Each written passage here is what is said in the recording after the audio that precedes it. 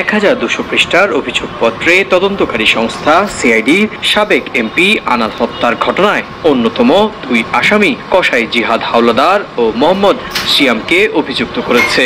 একই সঙ্গে হত্যা করার আগে এবং পরে কিভাবে আনারের মরদেহ লোপাট করা হয় এরও বিবরণ তুলে ধরেছেন সিআইডির তদন্তকারী কর্মকর্তা।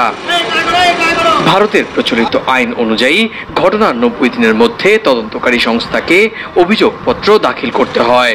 আনার হত্যা মামলার অভিযোগপত্র 87 দিনের মাথায় পেশ করা হলো। সিআইডি সূত্রের খবর, উত্তর 24 পরগনা জেলার বারাসাত আদালতে দাখিল করা চার্জশিটে তদন্তকারী সংস্থা হত্যার কারণ নিয়ে কোনো ধরনের তথ্য দিতে পারেনি। চলতি বছরের 12 মে গেদে সীমান্ত দিয়ে ভারতে প্রবেশ করেছিলেন ঝিনাইদহ 3 আসনের সাবেক সংসদ সদস্য আনার। 13 তারিখ নিখোঁজ হন তিনি। 18 তারিখ কলকাতার অদূরে বরানগর থানায় তার বন্ধু গোপাল বিশ্বাস নিখোঁজ ডায়েরি দায়ের করলে পুলিশ তদন্ত শুরু করে। এরপরই নিউ টাউনের সঞ্জীবা গার্ডেন্স নামের একটি আবাসনে আনারের খুন হওয়ার কথা জানায় সিআইডি।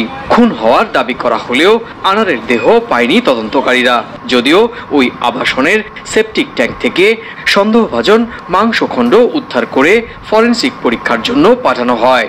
ডিএনএ পরীক্ষার জন্য আনারের পরিবারের সদস্যদের কলকাতায় ডাকা হলেও বাংলাদেশের সার্বিক পরিস্থিতির জন্য পরিবারের কেউ এখনো কলকাতায় আসতে পারেননি।